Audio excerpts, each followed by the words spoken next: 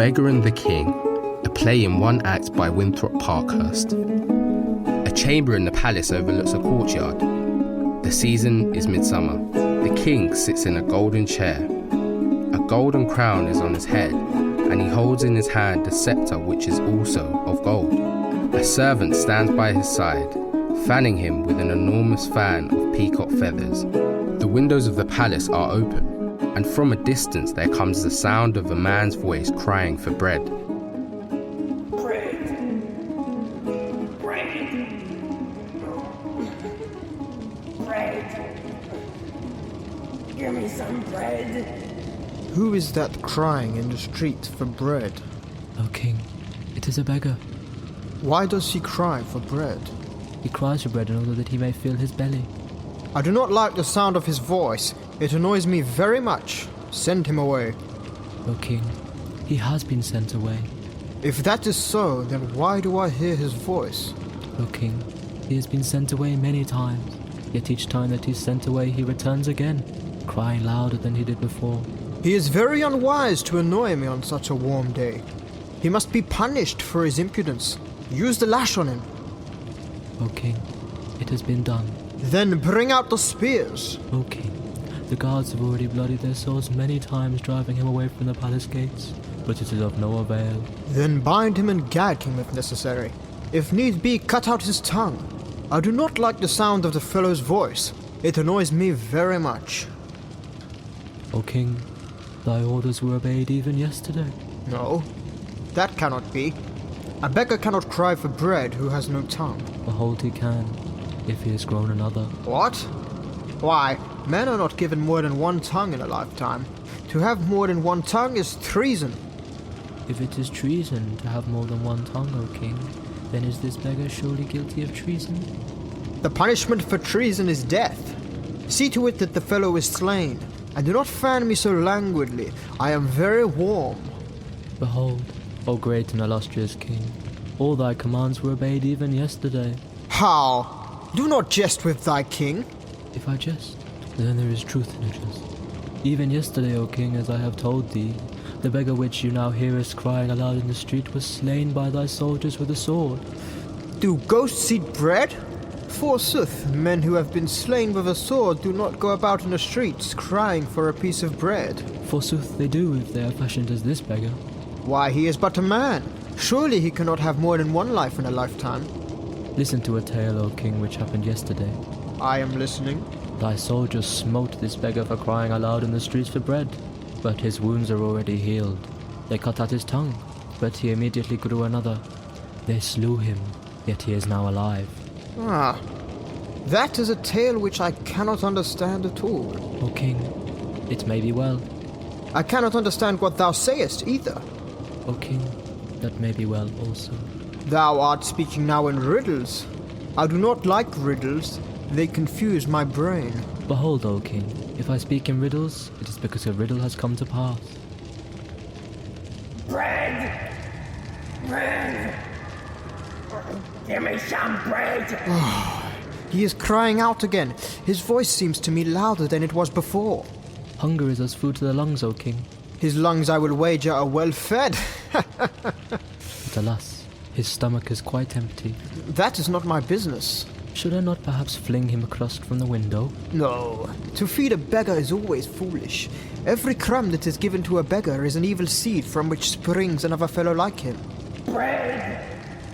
Bread. Give me some bread. He seems very hungry, O king. Yes, so I should judge. If thou wilt not let me fling him a piece of bread, thine ears must pay the debts of thy hand. A king can have no debts. That is true, O king. Even so, the noise of this fellow's begging must annoy thee greatly. It does. Doubtless he craves only a small crust from thy table, and he would be content. Yea, doubtless he craves only to be a king, and he would be very happy indeed. Do not be hard, O king. Thou art ever wise and just. This fellow is exceedingly hungry. Dost thou not command me to fling him just one small crust from the window? My commands I have already given thee. See that the beggar is driven away. But alas, O king, if he is driven away, he will return again, even as he did before. Then see to it that he is slain. I cannot be annoyed with the sound of his voice. But alas, O great and illustrious king, if he is slain, he will come to life again, even as he did before. That is true. But his voice troubles me. I do not like to hear it. His lungs are fattened with hunger. Of a truth they are quite strong. Well, propose a remedy to weaken them. A remedy, O king? That is what I said. A remedy. And do not stop fanning me. I am exceedingly warm. A crust of bread, O king, dropped from yonder window. Forsooth that might prove a remedy. I have said I will not give him a crust of bread. If I gave him a crust today, he would be just as hungry again tomorrow, and my troubles would be as great as before. That is true, O king. Thy mind is surely filled with great learning. Therefore, some other remedy must be found. O king, the words of thy illustrious mouth are as very meatballs of wisdom. Now, let me consider. Thou sayest he does not suffer pain, Therefore he cannot be tortured. and he will not die. Therefore it is useless to kill him. Now, let me consider. I must think of some other way. Perhaps a small crust of bread, O king. Ha! I have it! I have it! I myself will order him to stop. O king. Send the beggar here. O king. Ha! I rather fancy the fellow will stop his noise when the king commands him to. O king, thou wilt not have a beggar brought into thy royal chamber. Yea! Go outside and tell this fellow that the king desires his presence. O great and illustrious king, thou wilt surely not do this thing. Thou wilt surely not soil thy royal eyes by looking on such a filthy creature. Thou wilt surely not contaminate thy lips by speaking to a common beggar who cries aloud in the streets for bread. My ears have been soiled too much already. Therefore go now and do as I have commanded thee. O great and illustrious king, thou wilt surely not— I said go! Forsooth, I fancy the fellow will stop his bawling when I order him to. Forsooth, I fancy he will be pretty well frightened when he hears that the king desires his presence.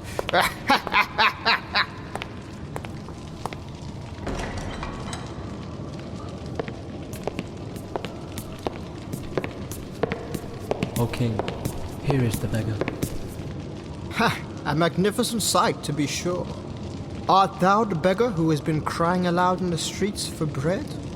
Art thou the king? I am the king. It is not proper for a beggar to ask a question of a king. Speak only as thou art spoken to. And do thou likewise. I have ordered thee here to speak to thee concerning a very grave matter. Thou art the beggar, I understand, who often cries aloud in the streets for bread. Now, the complaint of thy voice annoys me greatly. Therefore, do not beg any more. I do not understand. I said do not beg any more. The king has commanded thee not to beg for bread anymore. The noise of thy voice is as garbage in his ears. Ha! An excellent flower of speech. Pin it in my buttonhole. Thine ears, I see, are in need of a bath even more than thy body. I said, do not beg any more. I do not understand. Do not beg any more!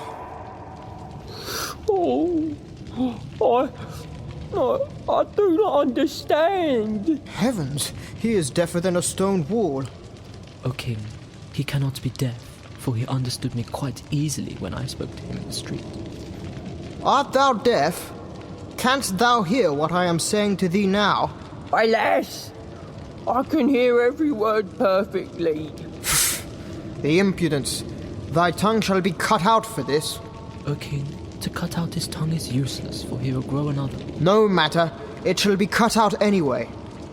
I have ordered thee not to beg any more in the streets. What meanest thou by saying thou dost not understand? The words of thy mouth I can hear perfectly. But their noise is only a foolish tinkling in my ears. Only a lash will tinkle thy hide for thee if thou dost not cure thy tongue of impudence. I, thy king, have ordered thee not to beg any more in the streets for bread. Signify, therefore, that thou wilt obey the orders of thy king by quickly touching thy forehead thrice to the floor. That is impossible. Come, it is not safe to tempt the patience of the king too long. His patience is truly great, but he loses it most wondrous quickly.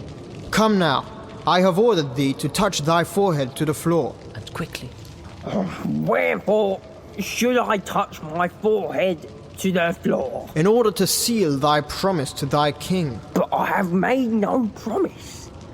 Neither have I any king. Ha! He has made no promise, neither has he any king. I have commanded thee not to beg any more, for the sound of thy voice is grievous unto my ears. Touch thy forehead now to the floor, as I have commanded thee, and thou shalt go from this palace a free man. Refuse, and thou wilt be sorry before an hour that thy father ever came within 20 paces of thy mother. I have ever lamented that he did. For to be born into this world a beggar is a more unhappy thing than any that I know, unless it's to be born a king. Thy tongue of a truth is too lively for thy health. Come now, touch thy forehead thrice to the floor, and promise solemnly that thou wilt never beg in the streets again. And hurry! It is wise to do as thy king commands thee. His patience is near an end. Do not be afraid to soil the floor with thy forehead. I will graciously forgive thee for that.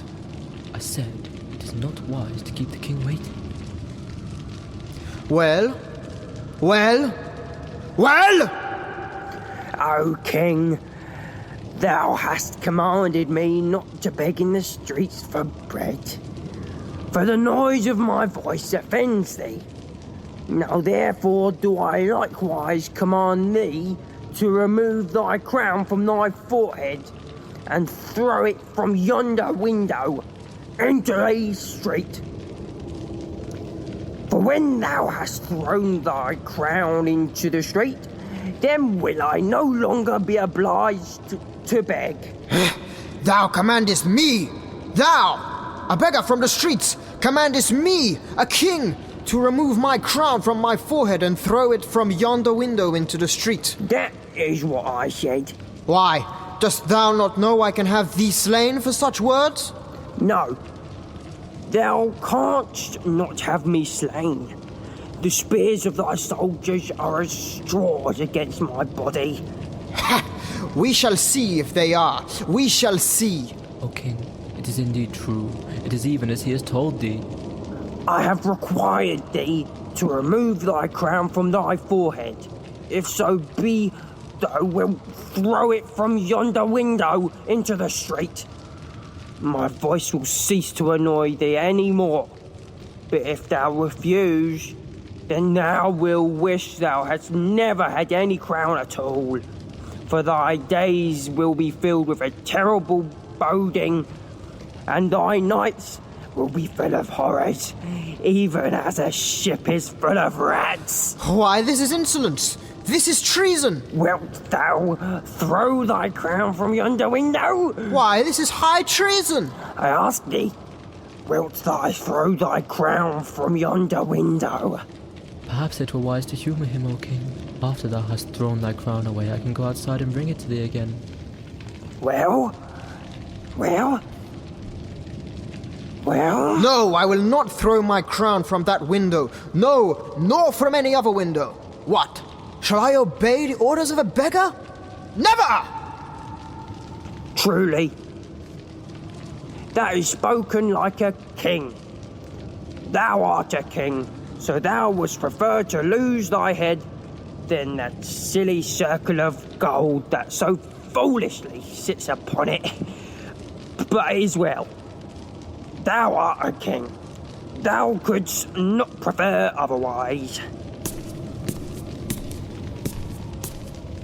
Stop him! Seize him! Does he think to get off so easily with his impudence? One of thy servants cannot stop me. Neither can 10,000 of them do me any harm. I am stronger than the mountain. I am stronger than the sea. Ha! We will see about that. We will see. Hold him, I say. Call the guards. He shall be put in chains. My strength is greater than a mountain, and my words are more fearful than a hurricane. This servant of thine cannot even touch me. With one breath of thy mouth, I can blow over this old palace. Dost thou not hear the impudence he is offering me? Why dost thou not seize him? What is the matter with thee? Why dost thou not call the guards? I will not harm thee now. I will only cry aloud in the streets for bread, wherewith to fill my belly. But one day I will not be so kind to thee. On that day, my mouth will be filled with a rushing wind, and my arms will become as strong as steel rods, and I will blow over this palace, and all the bones in thy foolish body I will snap between my fingers.